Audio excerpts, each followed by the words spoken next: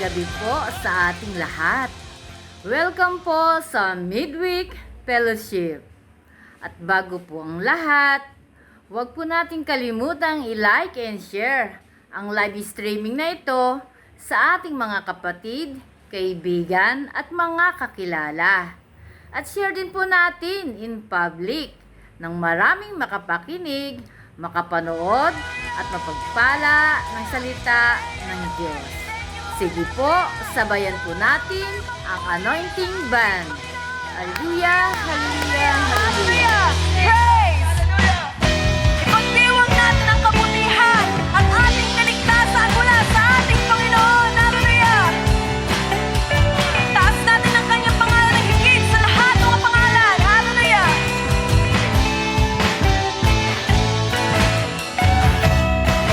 Kagalakan sa puso'y umaapaw, nag-imay sa larawan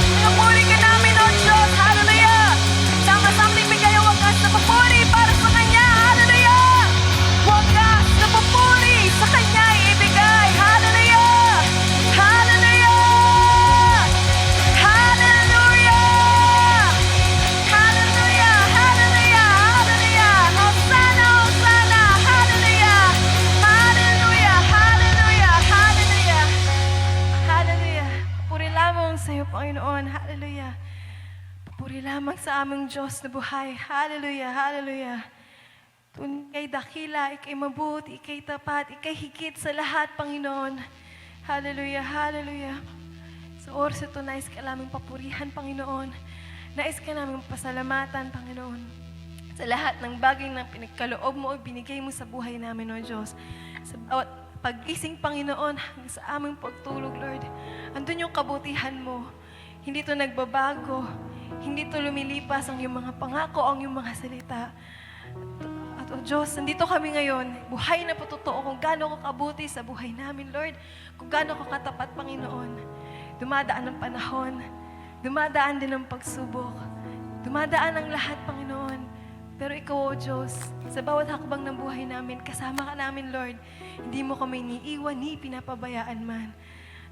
Alam namin, Panginoon, na may mga pagkukulang kami, pero Lord, minamahal mo pa rin kami, maging sino man kami, Panginoon. At hindi nagbabagong yung kagandahang loob, Lord. I just want to thank you, Lord Jesus, for everything that you've done in our lives, Lord, for every blessing, Lord, for every healing. Lord, thank you very much, Lord, sa lahat ng katagumpayan, Panginoon, ng pagsubok namin, Lord. At Lord, alam namin, Lord, ano man yung pinagdadaanan namin, Lord, just have to lift them up to you, Lord. And right now, we surrender everything, Panginoon, lahat ng nasa puso namin, Panginoon, yung bigat ng mga iniisip namin, Lord, we lift them up to you, Lord Jesus. Dahil naniniwala kami in your presence, Lord. There is joy, there is victory, there is peace, Lord Jesus. And Lord, alam namin, Lord, sa pangalan mo, andun ang katagumpayan, Lord. There is power, there is healing, there is victory in the mighty name of Jesus. Hallelujah. We declare, Lord, in Jesus' name, Lord. Hallelujah. At sa oras na to, malaya kaming makakapagpuri, makakapagpasalamat sa iyo. Hallelujah. Mga kapatid, patuloy nating kausapin, patuloy nating sambahin, papurihan ang ating Panginoong Hesus. Pagpasalamat natin ang lahat ng bagay na nangyari sa buhay natin. Lahat ng ito ay sa kabubuti natin. Hindi siya nagbabago, siya'y tapat, siya'y mabuti. Ay Diyos noon, ngayon at magpakailanman. Hallelujah. Kaya minsan pa, sa ating puso, sambitin natin kung gaano siya kabuti, kung gaano siya kadakila, kung gaano siya katapat. Salamat, Panginoon. Muli sa iyo ang pinakamataas na kapurihan at pasasalamat. Ngayon at magpakailanman. Hallelujah, hallelujah.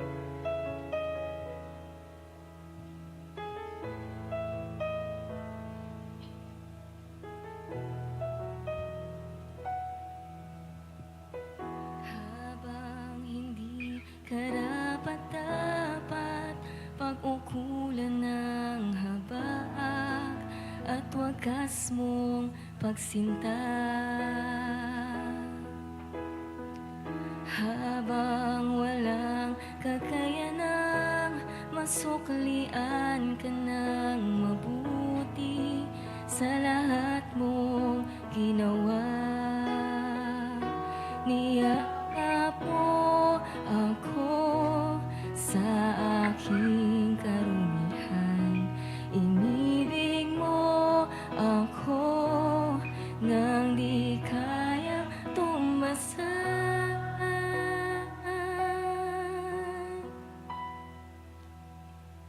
O Diyos ng katarungan at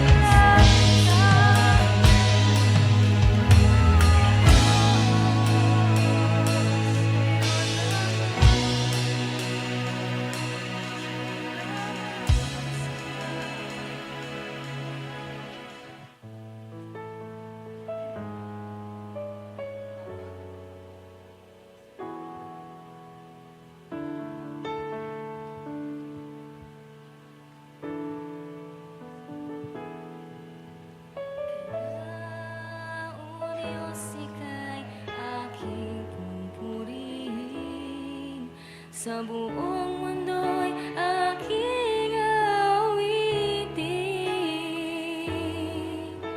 Dakila ang iyong katapakan, pag-ibig mo'y walang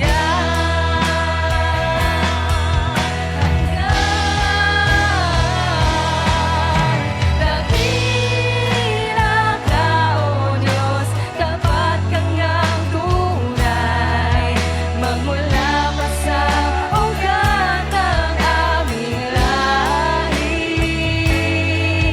Mundo'y magunaw man, maasahan kang lagi, maging hanggang wakas nitong buhay.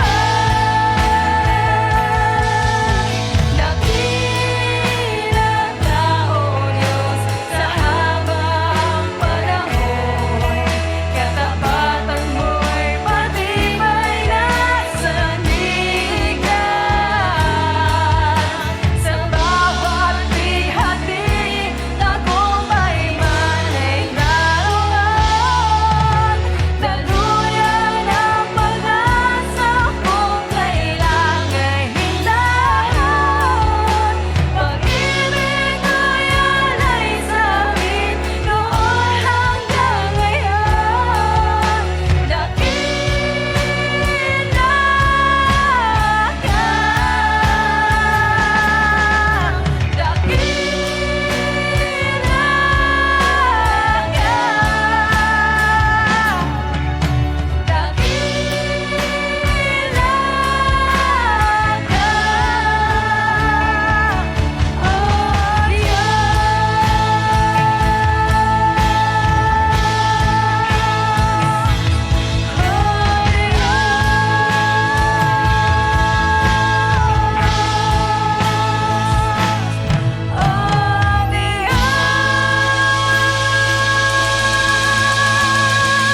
sa Diyos ang pinakamataas na kapulihan at kasalangan. Hallelujah, hallelujah. Amen!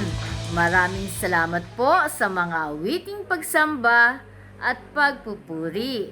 At ngayon naman po, tayo ay dadako na sa pinakamahalagang parte ng ating pagtitipon, ang pakikinig ng salita ng Diyos.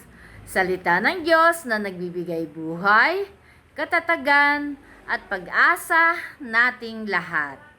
Sige po, focus po natin ang ating puso at isipan. At ngayon naman po, ipapahayag ito sa atin ni Pastor Tonton Cruz Jr. sa series na Encountering Jesus and His Healing, sa topic na Healing the Leper. Sige po, ibalik po natin ang wagas na papuri sa ating Panginoong Jesus. Amen!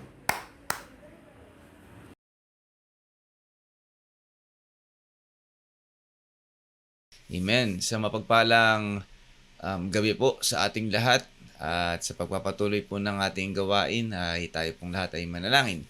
Aming Ama, kami po ay nagpapasalamat sa oras na ito, sa biyaya, pag-iingat, habag na pinagkaloob mo sa amin sa buong araw, buong linggo, na alam namin na kasama namin kayo, hindi mo kami iniwan, hindi kami pinabayaan man, at kami po ay lubos na nagpapasalamat sa iyo sa oras na ito.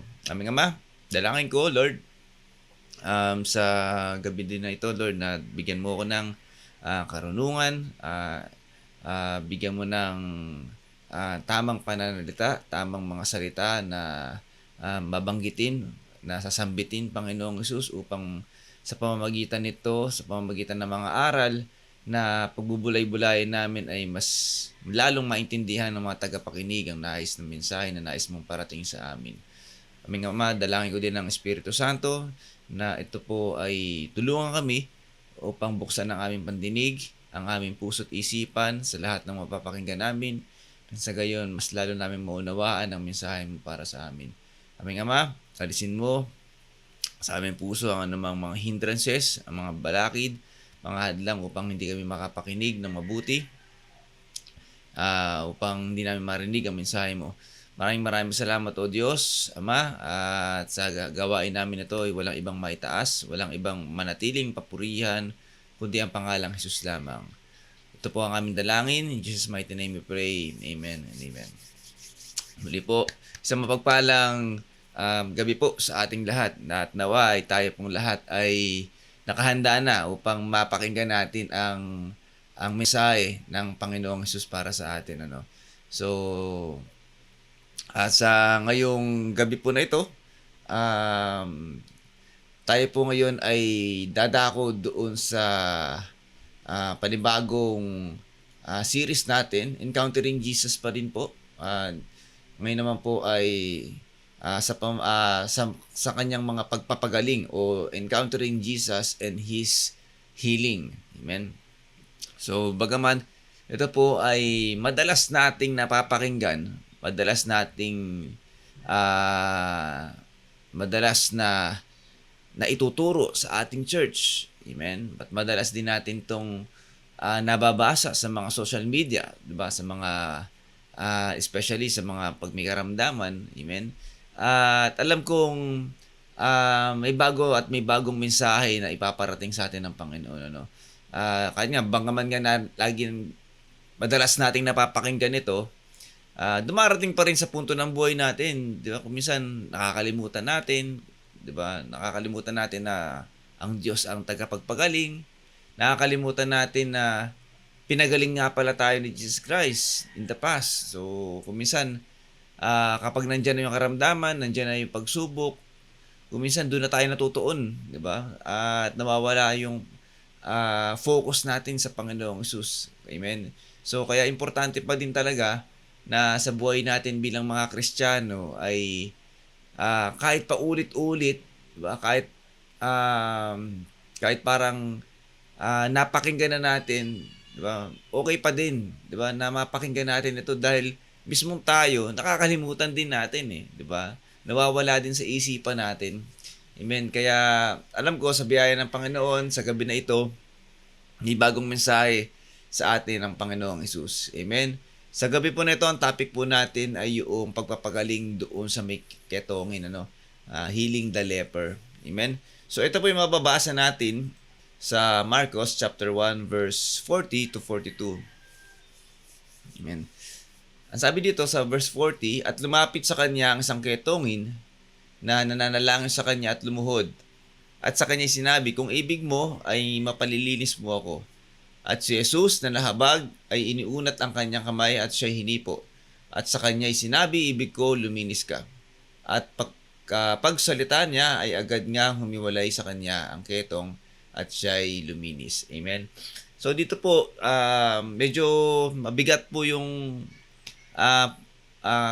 sitwasyon ng tao, dahil siya po ay may ketong, So, alam naman natin na kapag sinabing ketong, ito po sa aking pagkakaunawa, lalo nung bata pa ako, So, parang sinasabi rin ng mga matatanda, pag may ketong nga daw, talagang nilalayuan to, diba, ng tao, kasi nga, bukod sa hindi raw to gumagaling, nakakahawa pa, So, talagang, it is a serious skin disease, para na pag ito ay dumapo sa iyo, talagang may seryosong karamdaman ka, So mabigat yung physical nakatatayuan ng taong ito, na yung karamdaman niya. So bukod doon sa skin disease na meron siya, yung ketong, bukod doon sa physical appearance, sa physical condition niya, masasabi natin na since siya nga po ay may ketong, siya ay nilalayuan. Amen. So napaka bigat din nung part na yon ng buhay niya na, 'di ba? Siya ay nilalayuan ng tao, siguro pati pamilya niya, kamag-anak niya, mahal niya sa buhay, kaibigan niya, 'di ba? Nilalayuan din siya kasi nga bukod doon sa nakakahawa, noong panahon nito, 'di ba? Panahon ng kautusan, tingin ng tao sa mga may ketong ay marumi. Okay? So talagang lalayuan ng isang taong may ketong.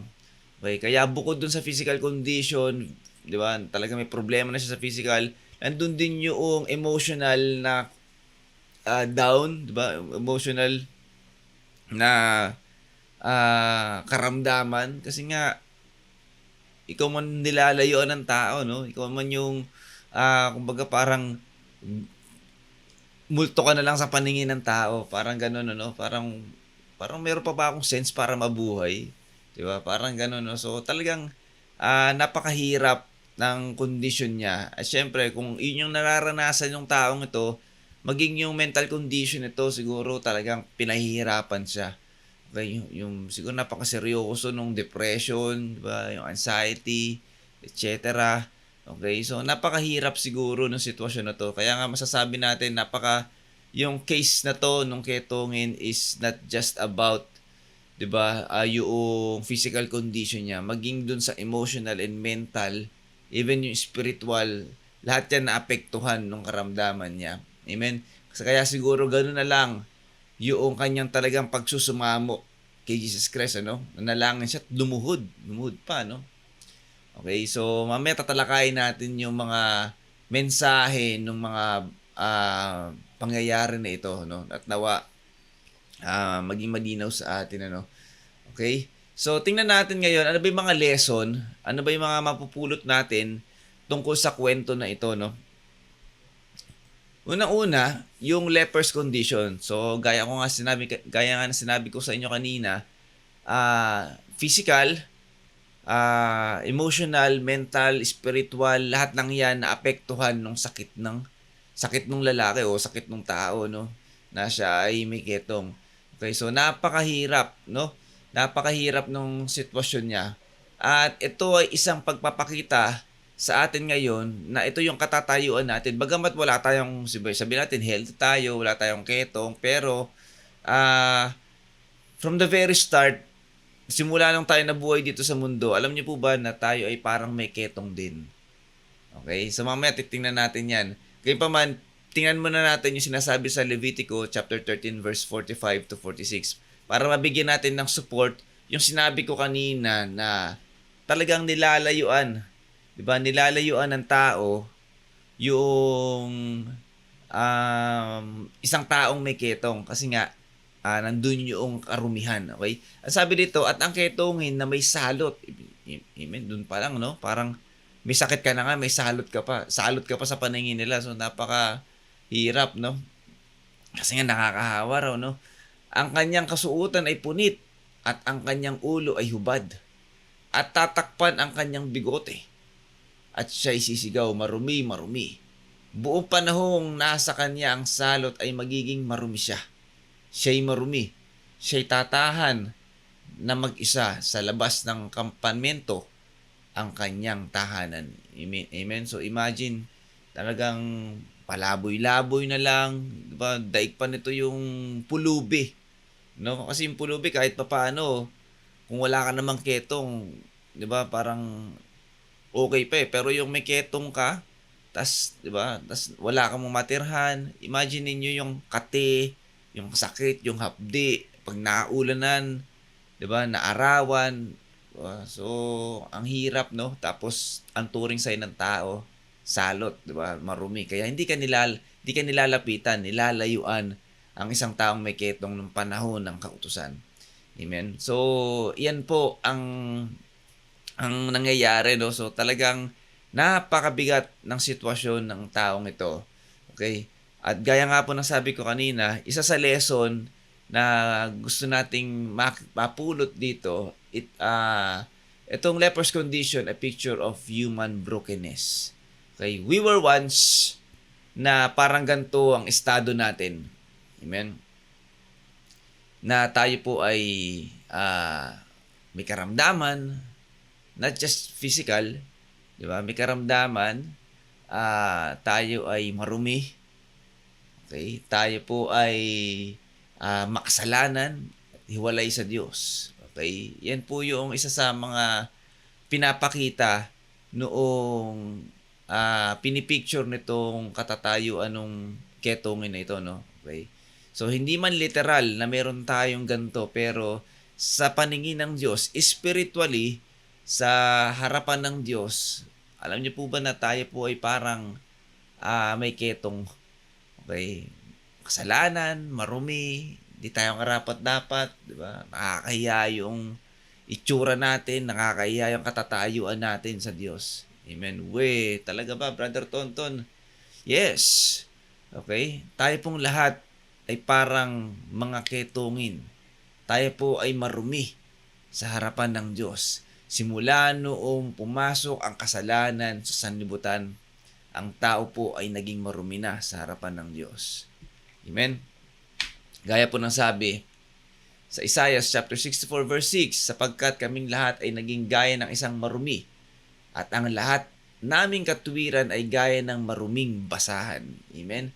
Kaya walang pwedeng sino mang tao ang magsabi na hindi ako marumi sa harapan ng Diyos kasi mabait ako eh. Diba? Tumutulong ako sa kapwa ko, magalang ako, nagdo-donate ako ng napakaraming kayamanan para sa mga nangangailangan. Nag-feeding program kami, tumutulong kami sa mga mahihirap.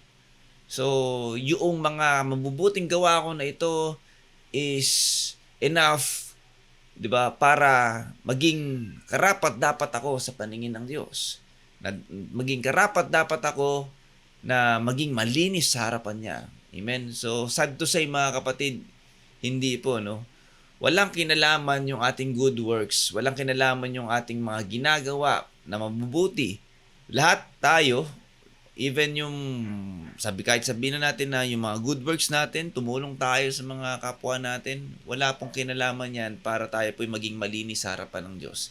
Malinaw po ang nabasa natin, sabi ito, at ang lahat naming katuwiran, diba? Yung self-righteousness natin, lahat ng sa tingin ng tao, sa paningin ng tao na ikaw ay mabuti ginawa mo, lahat ng yan ay sabi, maruming basahan lamang.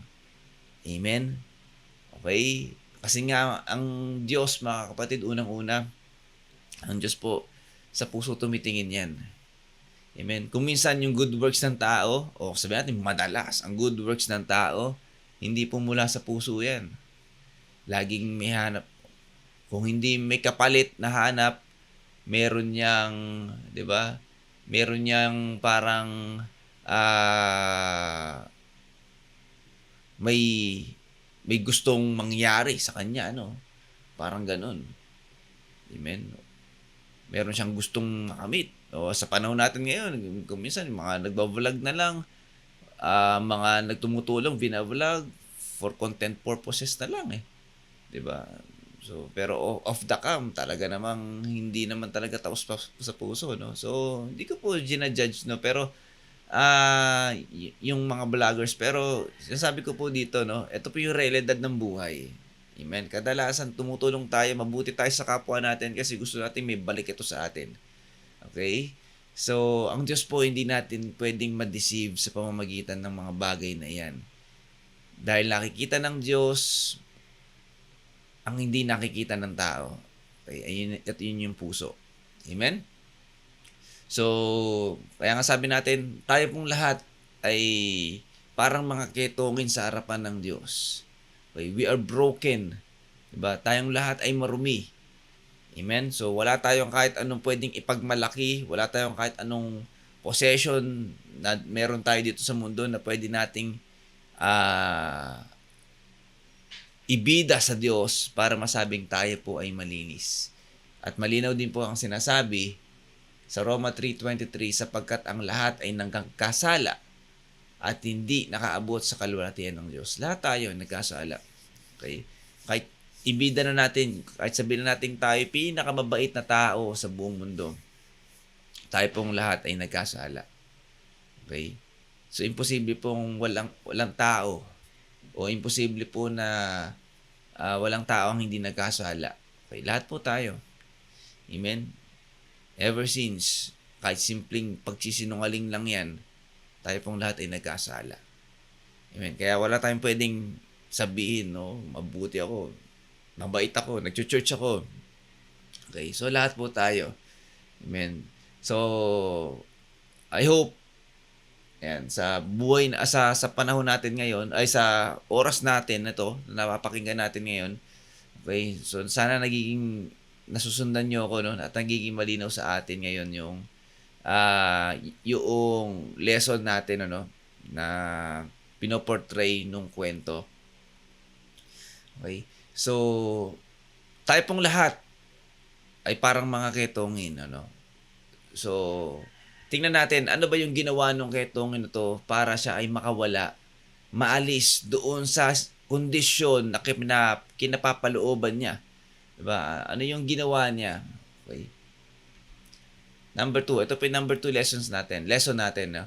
The leper's faith, humility and confidence in Christ. Okay? So, gaya nung sabi sa kwento, Marcos chapter 1 verse 40.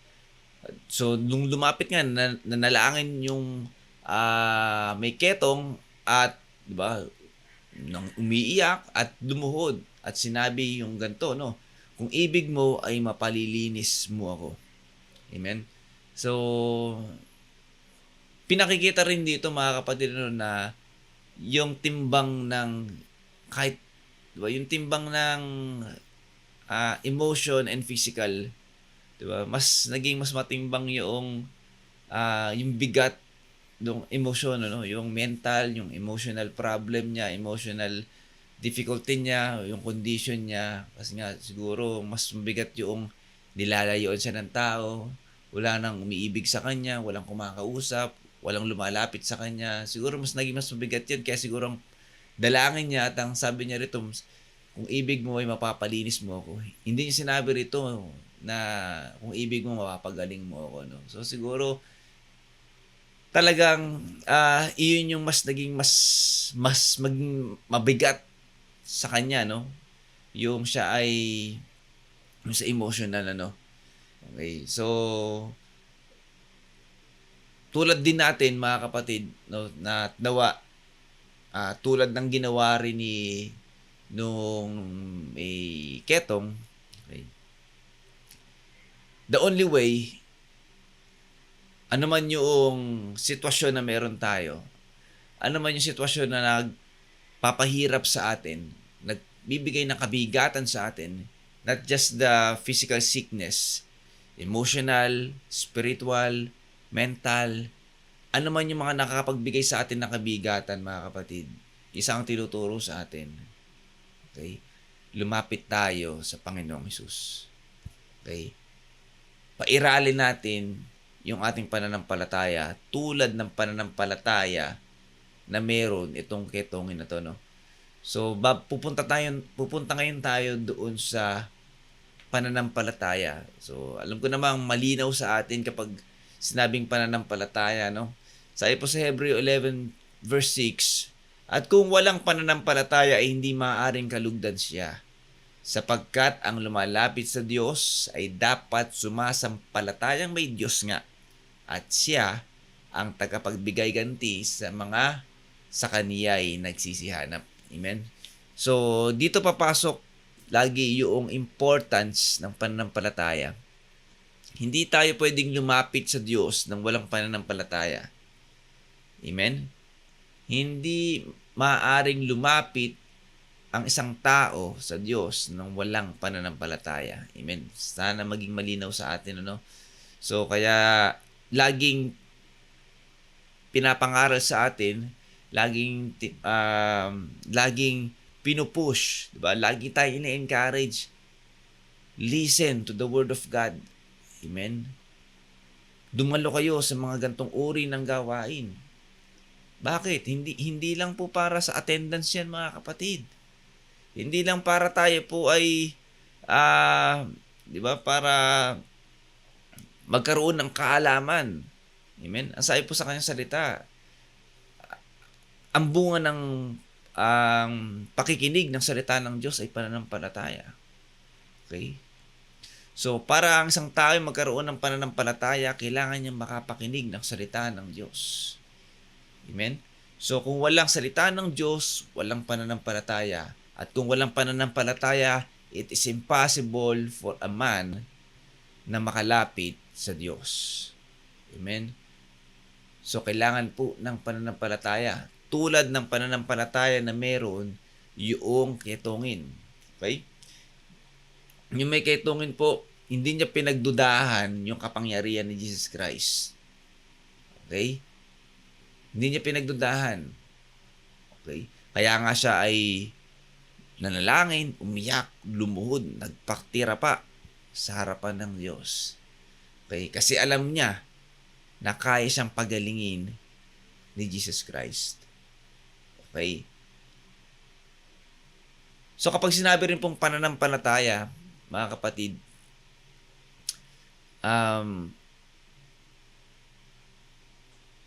sa buhay natin bilang mga tao, lagi natin ginagamit yan eh. Amen? So gusto ko lang magkaroon tayo ng reflection regarding faith, mga kapatid. So naging message lang din sa akin ito habang pauwi ako. Diba, iniisip ko, ano ba yung faith? Diba? Paano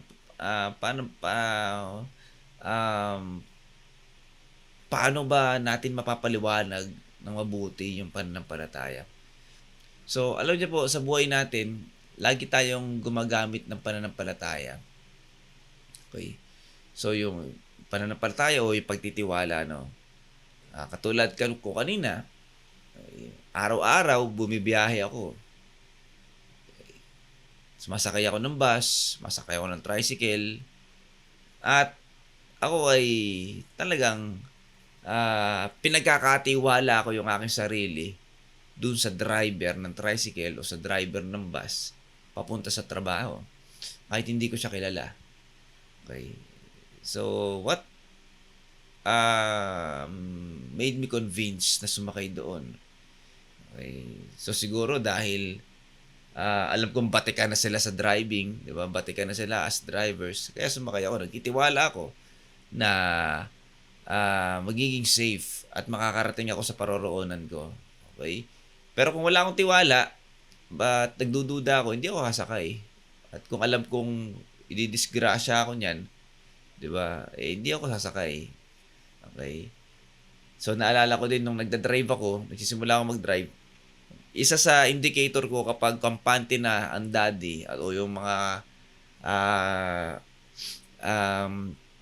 angkas ko o yung mga pasahero ko, kapag nagdadrive ako at nakakatulog sila, kampante na sila nun. Okay? Kasi nung nagsisimula ako mag-drive, kahit malayo yan, ang daddy niyan, nakatutok pa din yan. O iwasan mo to, o dumistansya ka dyan sa sasakyan na yan. Okay? Nandun pa rin yung supervise niya, no? So, ibig sabihin, hindi pa ganoong katiwala sa akin pag nagdadrive. Pero nung dumating na yung punto na nakakatulog na sila, ay, okay na. Pinagkakatiwala na nila sa akin yung buhay nila sa pagmamaneho, no? So, even tayo, mga kapatid, no? Alam kong kayong lahat na nandyan, mga nakaupo, okay? Pinagkakatiwala nyo yung buong bigat ninyo sa upuan. Amen? Na alam nyo sa sarili ninyo na hindi kayo ibabagsak ng upuan na yan. Kasi alam nyo matibay. Okay? Mahal pagkakabili ninyo. Amen? Meron kayong batayan, no? Parang ganun, eh. Matibay, gawa sa nara. Amen? So, the same thing pala, mga kapatid, no?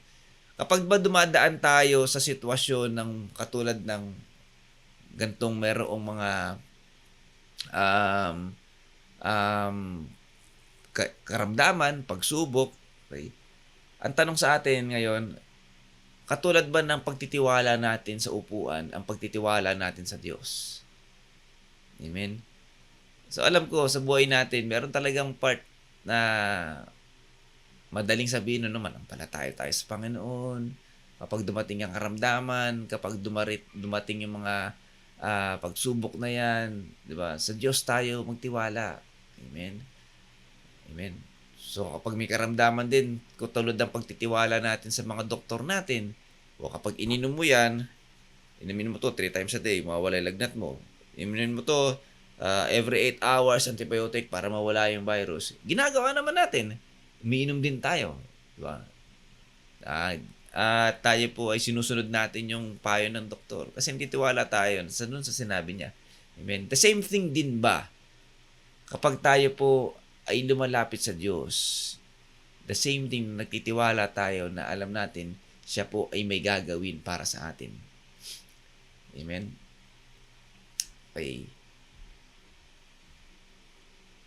Amen? So, nawa, no, sa paglapit natin sa Panginoon, lalo tayo kung kailangan natin ng paglilinis, pagpapagaling, amen, nawa yung faith natin, yung pagtitiwala natin ay katulad ng pagtitiwala natin sa mga upuan.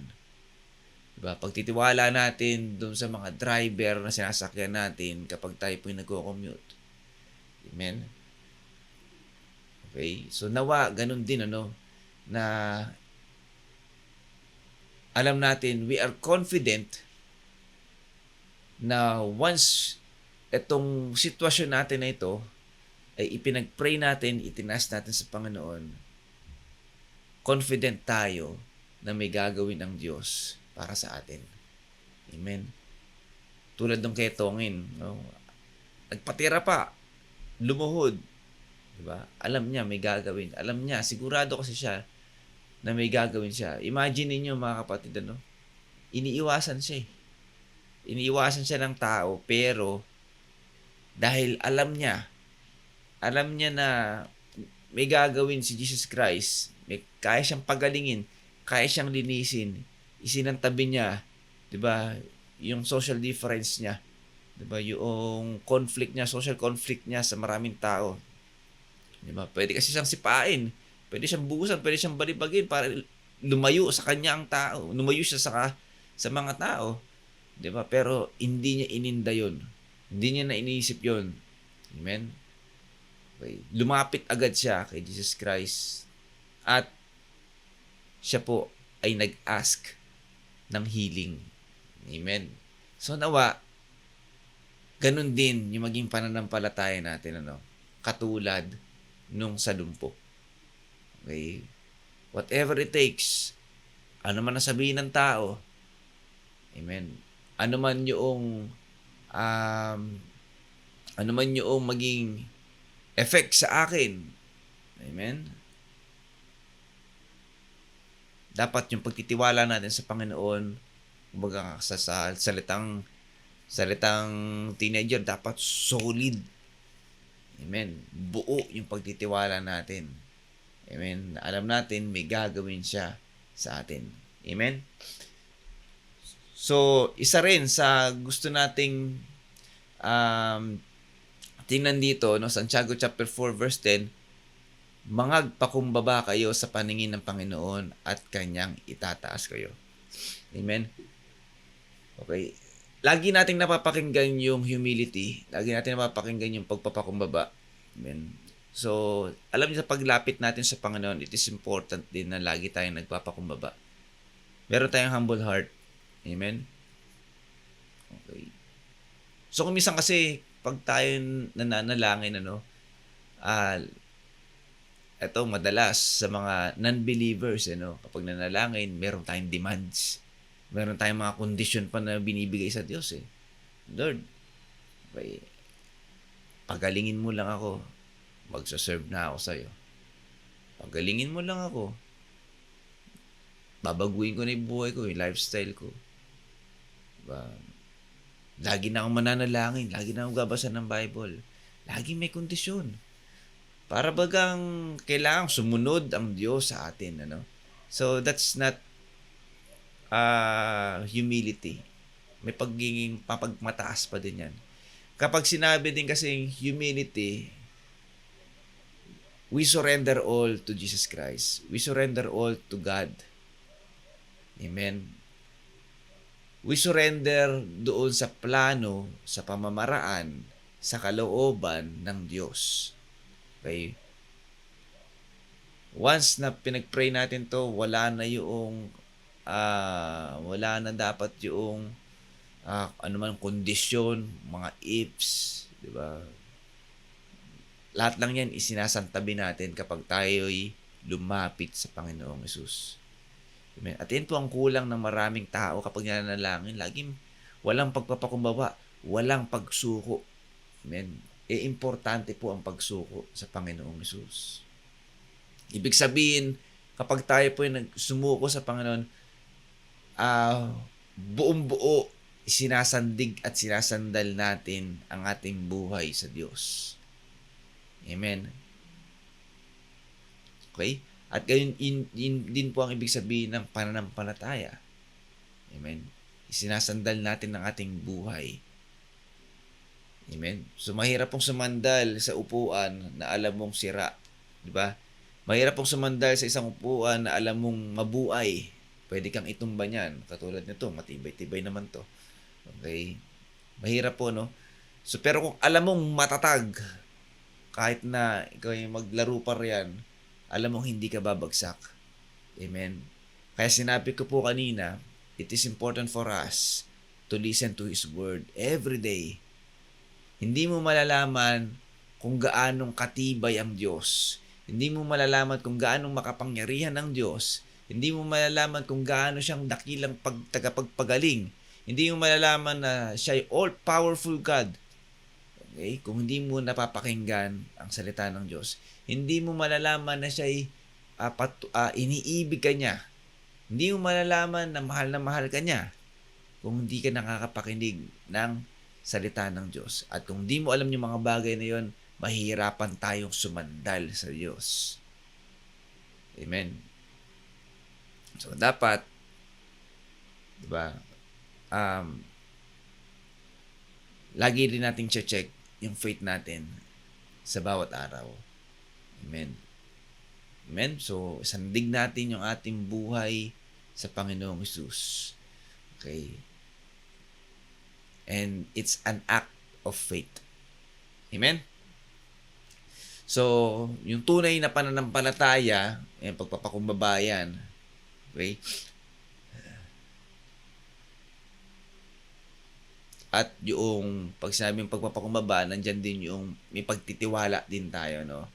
At lumalapit tayo kay Jesus Christ ng may paniniwalang kaya niya at ibig niya. Okay, so kapag lumapit tayo, kumisa kasi, di ba? Kumisa pag sinabi rin walang pagpapakumbaba, parang may doubt tayo. Kaya ba nito? Mananalangin ba doon tayo sa doktor. Doon tayo sa wala pong masama, no, sa pagpupunta sa doktor, no. So gusto ko lang pinakikita ko lang din yung ibang sitwasyon, no, parang pag lumapit tayo kay Jesus Christ, diba? Isipin natin at tanggapin natin sa ating sarili, kaya niya. At talaga naman kaya niya. Amen.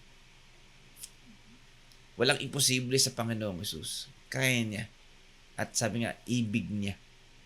Okay? So, bilang mga mananampalataya, amen, isa ito sa dapat natin ding, kumbaga, solid sa ating pananampalataya, solid sa paniniwala natin na walang imposible sa Panginoong Hesus. Kahit na sabihin ng mundo, ng siyensya, imposible na yan, mga kapatid. Amen. Gaya ng napakinggan ko kanina, ang Diyos daw po, since siya ang creator ng world, ng mundo, ng sangkalawakan, hindi siya nakapaloob dito. So, ibig sabihin, He is boundless. Okay? Walang limitation. Okay? So, kung ano man yung limitation na meron dito na sinasabi ng siyensya, hindi po siya kasama doon. Amen. So, ano man yung imposible na meron dito sa mundo, okay, imposible na gumaling, imposible na maipanalo, imposible na mangyari, mga kapatid, hindi po saklaw nito ang Diyos. Amen? Kaya po mga kapatid, walang imposible sa Diyos. Kaya niya. Amen? At ibig niya. Wala po tayong nabasa dito mga kapatid, no, sa mga kwento ng pagpapagaling dito sa Biblia na hindi inibig ng Diyos. No, hindi ginusto ng Diyos na gumaling. Lahat po ay inibig niya. Amen? So sa atin mga kapatid, lagi din nating iisipin, okay, ibig niya. Okay, ibig niya. So lagi lang din natin titingnan yung pananampalataya natin. Amen? Solid ba yung pagtitiwala natin sa Diyos? Okay, tama ba yung pagkilala natin sa Diyos? Okay, so, kaya nga dito sa number 2, important, check our faith. Amen? Pangatlong lesson dito, no? Yung compassion ni Jesus Christ. Hinawakan niya yung hindi pwedeng hawakan. Okay? He touched the untouchable. Okay? So after na lumapit yung may ketong sa kanya, nanalangin, kung ibig ninyo, ako'y malilinis ninyo. Marcos chapter 1 verse 41, at si Jesus na nahabag ay iniunat ang kanyang kamay at siya'y hinipo. Okay? So ito po yung isa sa mga, kung ako ay taga nandoon, okay, at nasa panahon ng kautusan, isa po siguro sa magiging reaction ko nung hinawakan ni Jesus Christ yung may ketong ay siguro magugulat ako at mandidiri din ako. Kasi nga, hindi pwedeng hawakan yan. Nilalayuan yan eh. Kasi nga, once na hinawakan mo ang isang taong may ketong, ituturing ka na rin ng tao na marumi. Amen? Kasi nga nakakahawa din yun. Okay? Pero, iba ang ginawa ni Jesus Christ. Yung hindi pwedeng hawakan, hinawakan niya. Hinipo niya upang ito po ay makalaya doon sa sitwasyon na kinapapalooban niya. Hinawakan niya para siya ay maging malinis. Hinawakan niya para siya ay gumaling. Amen. So, the other way around yung nangyari. Imbis na naging marumi si Jesus Christ, si Jesus Christ po ang nagpalinis doon sa may ketong. Amen. Kaya dito pala mga kapatid, no, yung sinasabi ko kanina na boundless si Jesus Christ, ang Diyos. So, yung sinasabi ng mundo dito, magiging marumi ka, mahahawa ka. Amen. So, tingnan nyo yung imposible na nangyari kay Jesus Christ. Diba? Imposible, pero naging posible, no? Diba? Dapat siya yung magiging madumi sa harapan ng maraming tao, pero imbis na ganun yung mangyari, naging malinis yung ketongin. Amen? Dahil yung kabanalan ng Diyos ang nanaig. Amen? Yung holiness ni Jesus Christ, yung pagiging Diyos ni Jesus Christ, yung nanaig. Amen? Okay? Amen. So, alam naman natin na gumaling, pero mamaya pa natin dapat talakayin yun. Pero dito pa lang gusto ko na makita ninyo, gumaling siya, Okay? So, dito sa number 3 na to, gusto ko lang din ipakita, yung habag ni Jesus Christ. Yung habag na ipinakita niya sa may ketongin. Sabi ko nga kanina, tayo pong lahat ay parang may ketongin. O tayong lahat ay parang may ketong, Okay? So, ano man yung past natin, siguro meron tayong mga past na ang nangyari, nilalayuan tayo ng tao. May past tayo na grabe yung nagawa nating kasalanan to the point na iniwan tayo ng pamilya, iniwan tayo ng mahal sa buhay, nilalayuan tayo, mag-isa na lang tayo, o ano pang man yung dahilan na yan, mga kapatid. Okay? Kung tingin natin sa sarili natin, makasalanan, kung tingin natin sa sarili natin ay hindi na tayo kayang patawarin ng Diyos. Hindi na tayo kayang linisin ng Diyos at yan ang lagi ini-insist ng kaaway sa isipan ng tao. Marumi ka na. Di ba? Ikaw ay hindi na kayang linisin, makasalanan ka, patapon na ang buhay mo. Yan po ang sinasabi ng diablo, ng kaaway. Amen. Pero mga kapatid, amen, magtiwala tayo sa habag ng Diyos. Ang sabi nga ng kanyang salita, hindi siya naparito para sa mga banal. Naparito si Jesus Christ para sa mga makasalanan. Para sa mga marurumi. Amen. Naparito siya upang ibalik. Amen. Upang ibalik ang relasyon ng tao sa Diyos.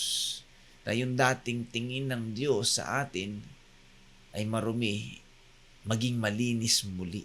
Iyan po ang isa sa layunin na ni Jesus Christ kung bakit siya naparito. Amen. So mga kapatid, kung tingin natin sa sarili natin, wala nang pag-asa. Mga kapatid, may pag-asa. ang habag po ng Diyos ay limitless din. Amen?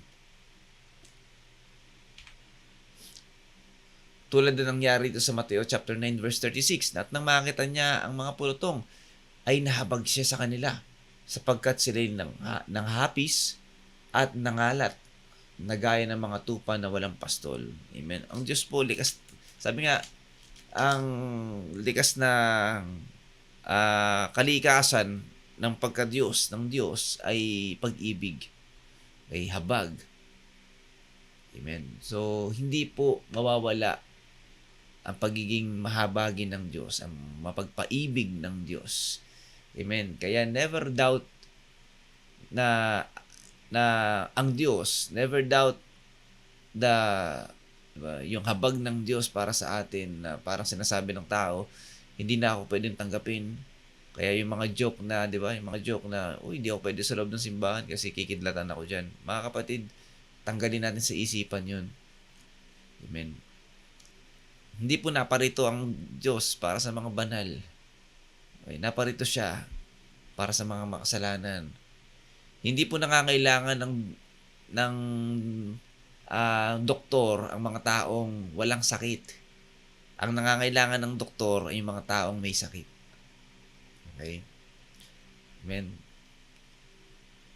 Ang tao na alipin ng kasalanan, ang tao na alipin ng guilt dahil sa kasalanan, mga kapatid, ikaw ang pinunta ni Jesus Christ dito. Amen. At patuloy na nangingibabaw ang habag niya. Ang hinahintay lang niya, lumapit ka sa Kanya. Lumapit ka sa Diyos. Amen. Kung gusto mo ng paglilinis, kagalingan, bagong buhay sa harapan ng Diyos, mga kapatid, alisin mo yung pride. Alisin mo yung mga maling paniniwala mo sa Diyos. Galit sa'yo yung Diyos, hindi totoo yan. Kinamuhian ka ng Diyos, hindi totoo yan. Kasalanan ang kinamuhian ng Diyos. Galit siya sa kasalanan, pero mahal na mahal ng Diyos ang sanlibutan. Amen. Lumapit ka lang sa Kanya. Amen. Dahil mahabagin ng Diyos. Okay?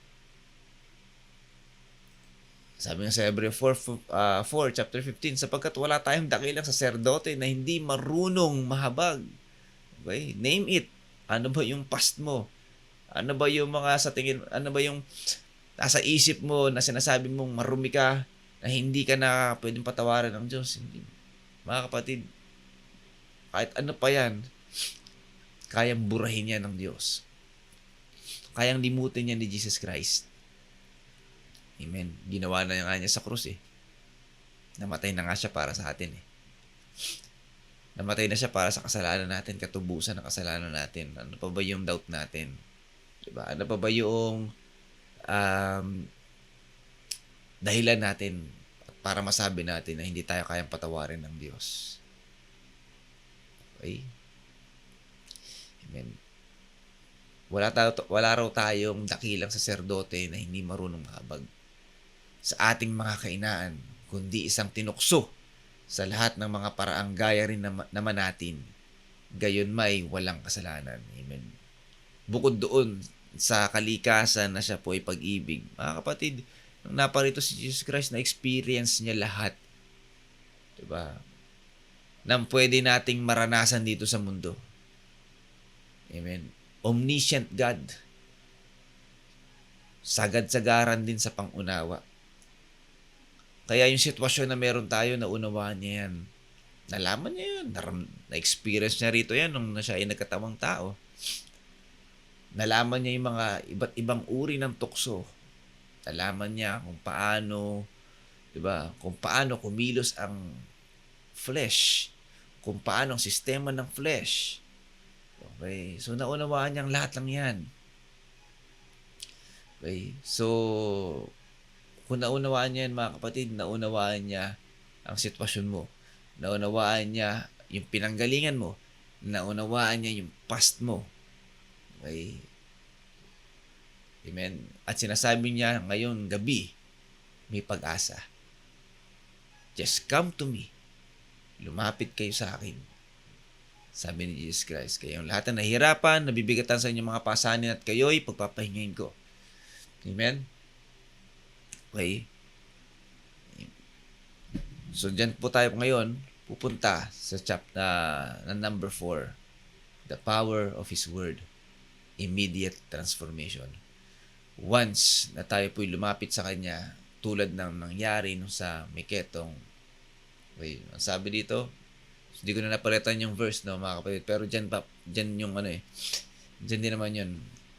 Ang sabi dito ni Jesus Christ, ibig ko, luminis ka. Walang sumbat. Di ba? Ito kasi. Di ba? Ano ba kasi pinaggagawa mo? Tayo, ganun tayo minsan eh. Bago pa natin gawin yung hinihiling ng anak natin o kung sino man tao, meron pa tayong sumbat na mangyayari, meron pang sermon eh. Diba? Pero dito mga kapatid, pinapakita yung habag ng Diyos. Naunawaan kita. Ibig ko luminis ka. Naintindihan kita. Dahil mahal kita, ibig ko luminis ka. Amen. Kasi nakikita niya yung puso natin. Amen. So every time na lalapit tayo, diba, hindi lang physical healing, emotional, spiritual, mental, even yung relationship natin sa Diyos Ama, ang gusto niya ma-restore yan. Amen. Kaya nga, katulad sa may ketong, luminis ka. Ikaw, sa atin, sa buhay natin, alipin tayo ng kasalanan, alipin ng bisyo, alipin ng kahit anong mga kasalanan dito sa mundo. Sabi ng Diyos, ibig ko luminis ka. Ibig ko makalaya ka dyan. Diba? Ibig ko gumaling ka. Amen. So, ibig ng Diyos yan. Okay. And then, once na yan po ay nangyari sa atin, immediately, diba, tatransform ng Diyos, ni Jesus Christ ang buhay natin. Amen. Kaya nga, sabi sa kanyang salita, sino mang nakapag-isa kay Jesus Christ ay isa ng bagong nilalang. Wala na ang dating pagkatao, siya ay bago na. Amen. Okay? Mga awit 107 verse 20. Sa salita lamang na kanyang pahatid, sila ay gumaling at naligtas sila sa kapahamakang sana ay darating. Amen. So, dalawa. Yung tinutumbok ng verse na to, no? Unang-una, physical healing. Pagpapagaling. Okay? Emotional healing. Mental healing. Amen. So, lahat ng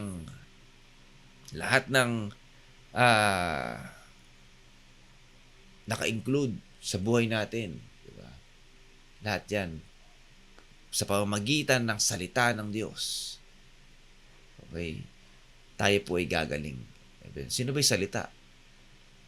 Sino ba'y salita na tinutukoy dito? John chapter 1 verse 1. Sa pasimula pa'y naroon ng salita, kasama ng Diyos ang salita, at ang salita ay Diyos. At ang sabi sa verse 14, at ang salita ito ay nagkatawang tao. Na walang ibang tinutukoy kundi si Jesus Christ. Amen. Amen? So, whenever na-encounter natin si Jesus Christ, we encounter His healing. Not just physical, bagkus kasama ang emotion, diba? Emotional, mental, diba? Relationship, lahat ng sira sa buhay natin. And also, spiritual na sinasabi rito at naligtas sila sa kapahamakang sana ay darating. Diba? The eternal damnation na dapat ito ay sa atin. Ito yung deserve natin, pero because of Jesus Christ, pwede namang, sige, pabayaan na natin yan. Pabayaan natin tao masunog sa impyerno. Hindi. Diba? Pero sabi nga kanina, mahabagin ng Diyos. Hindi niya pahintulot yun. Kaya ibinigay ng Diyos Ama si Jesus Christ para sa ating lahat. Amen. Kaya nga, sino mang lumapit, sino mang makapag-isa at manampalataya kay Jesus Christ, ang sabi dito, John 3:16 din, di ba? Para magkaroon ng buhay na walang hanggan. Hindi mapahamak. Okay?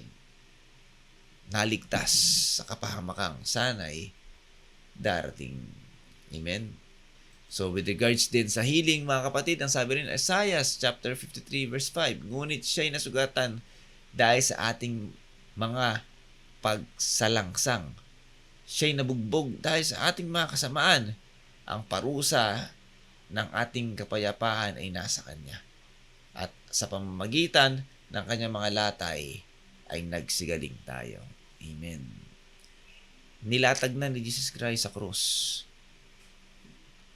yung healing na kailangan natin. Amen. Nilatag na niya yan.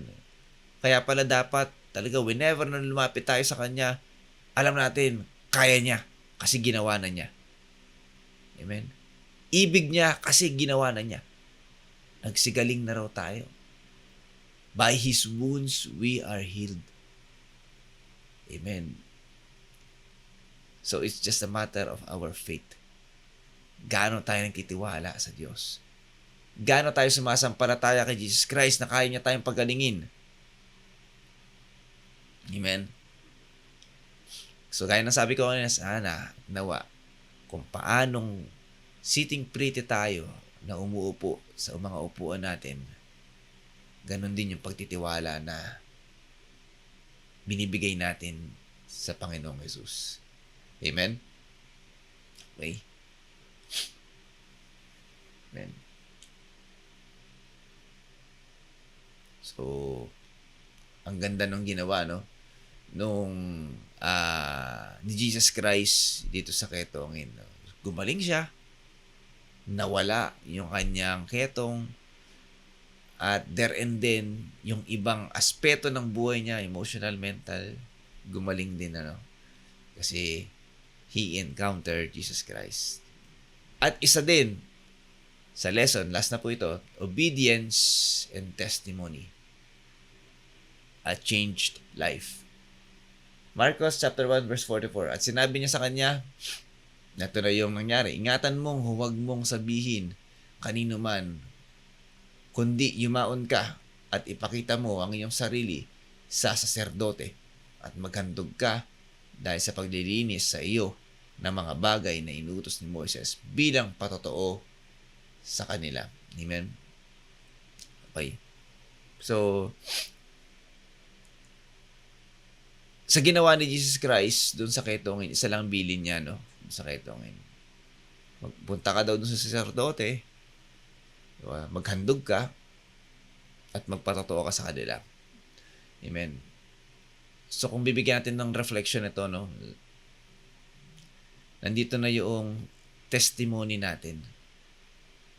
Kapag kumilos na ang Diyos, pinagaling tayo, binago ang buhay natin, dapat pala hindi lang tayo nagtatapos doon. Amen?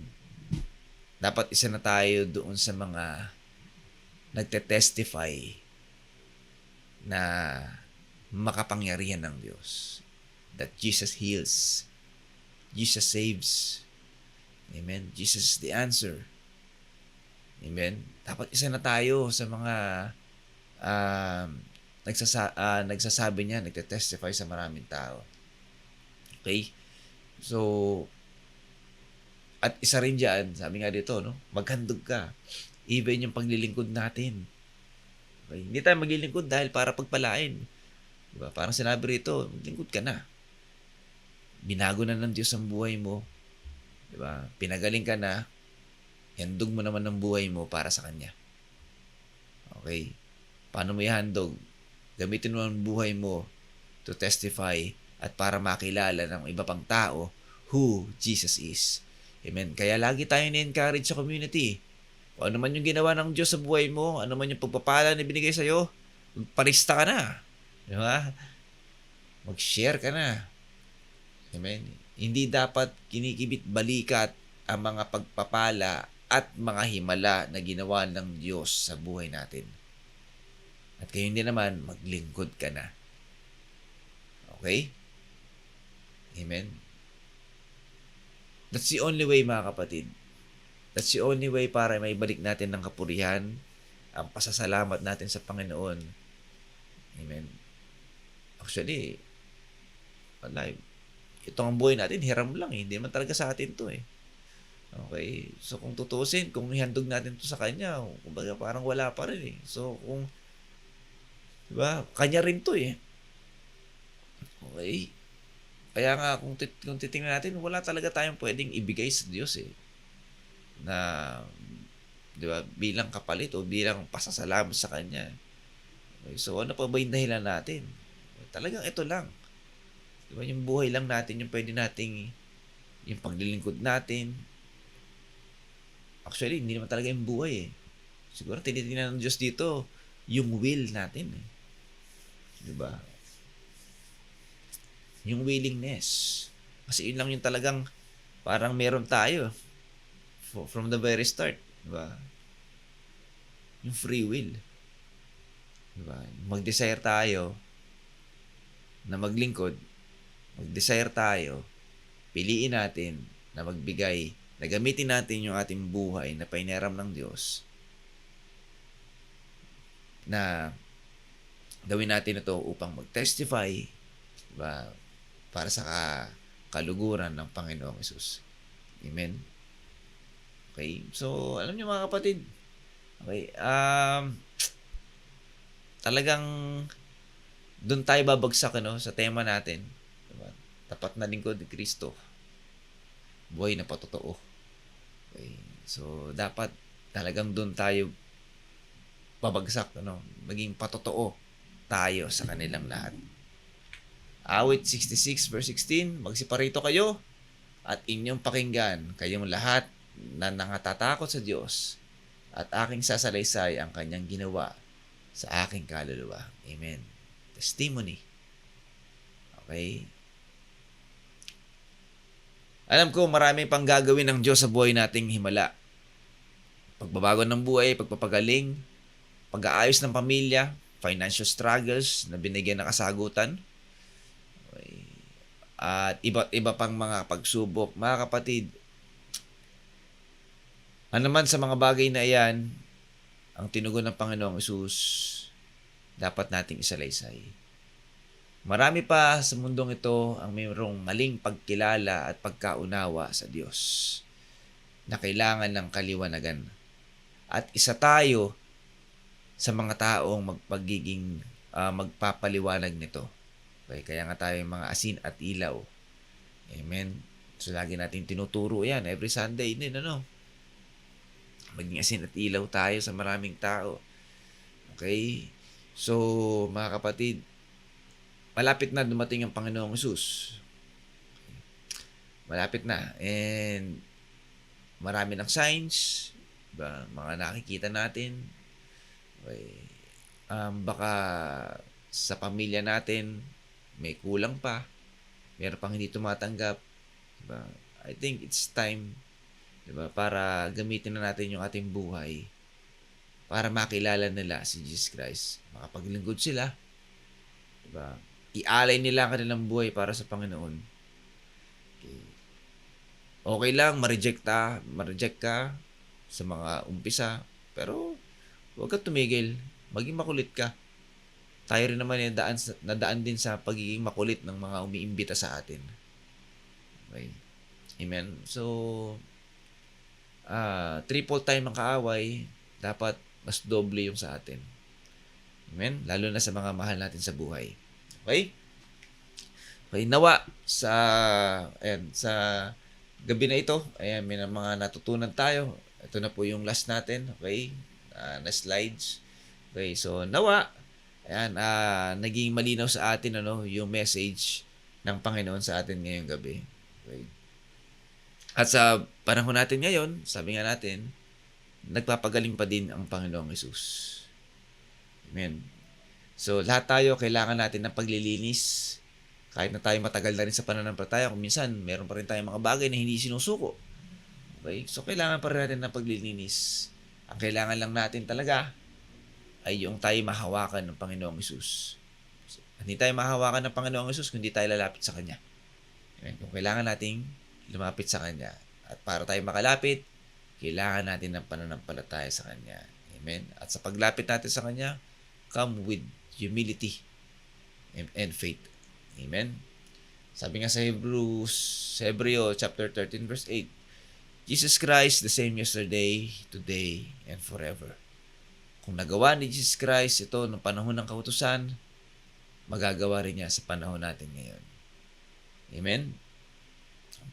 Okay? So, nawa, kung tayong lahat ay napagpala ngayong gabi, at nawa maging asin at ilaw tayo patuloy, no? Kung tayo man ay may mga answered prayers, diba? Testify natin yan, share natin. Amen. So, kailangan yan ng mga taong makakapakinig upang makakilala rin sila sa Panginoon. Amen. Aming Ama, kami po ay nagpapasalamat sa gabi nito sa mabiyayang salita na ipinagkaloob mo sa aming lahat.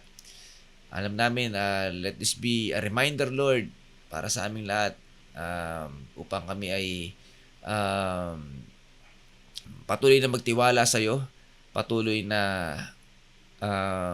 tumatag ang aming pananampalataya, na sa paglapit namin sa iyo ay lagi naming isipin at tumatak sa aming puso at isipan na kaya mong gawin at ibig mo, Panginoong Hesus. At alam namin, Lord, na kung mayroon mang sa amin ngayon na may mga karamdaman, Lord, kami po ay lumalapit ng may pananampalataya na alam namin na kaya mo kaming pagalingin, kaya mo kaming linisin, kaya mong baguhin ang aming buhay, kaya mo kaming ayusin, Panginoong Hesus, kung relational yung aming problema, kung yung aming karamdaman. Alam namin, may kaya kang gawin, kaya mong i-restore, kaya mo kaming pagalingin, Panginoong Hesus. Hallelujah. At kami po ay nagpapasalamat na dito. Aming Ama, patuloy mo kaming laging paalalahanan sa bawat araw sa tulong ng Espiritu Santo, na lagi mo kaming paalalahanan na makapakinig ng iyong salita upang ang pananampalataya namin ay lalong lumago sa bawat araw. At mas lalo ka naming makilala, mas lalong lumalim ang pagkilala namin sa iyo. Maraming salamat, O Diyos, sa bawat araw din, Panginoong Hesus. Gamitin mo kami, gawin mo kaming ilaw, pagdingdingin mo ang aming ilaw sa sanlibutan, sa aming trabaho, sa aming paaralan, sa mga aming kaibigan, upang makita nila ang liwanag na meron ka ng tagapagligtas. Na ikaw ang tagapagligtas, ikaw ang tagapagbago ng buhay, ikaw ang dakilang tagapagbigay ng pagpapala sa aming lahat. Maraming salamat, O Diyos, sa lahat-lahat, sa aming community, sa lahat ng aming mga manggagawa. Patuloy mong bigyan ng kalakasan, karunungan, kaalaman, talento, resources, at pag-iingat sa bawat araw sa ng kanilang buong pamilya. Maraming salamat, O Diyos. At ang lahat ng ito ay dalangin namin sa pangalan ni Jesus. Amen and amen. Muli po, tayo pong lahat ay pagpalain ng Panginoong Hesus at patuloy na maging pagpapala sa bawat isa. God bless po.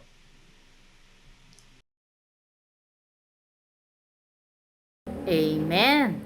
Alam ko po na pagpala tayo ng salita ng Diyos sa gabing ito. At muli po, magkita-kita tayo sa darating na Miyerkules, Midweek Fellowship, 6 to 8 p.m. po, every Wednesday. At meron pong Youth Fellowship, 5 to 6:30 p.m. Every Saturday naman po iyon. At syempre po, meron tayong Sunday Fellowship, 9 to 11 a.m. at 2 to 4 p.m. At bilang pagtatapos ng ating gawain, pastor natin, mahal natin. Ang community natin ng lingkod, mahal natin. At syempre po, pamilya natin, mahal natin. At ang tema po ng taon, tapat na lingkod ni Kristo, buhay na patotoo. Amen. God bless us all.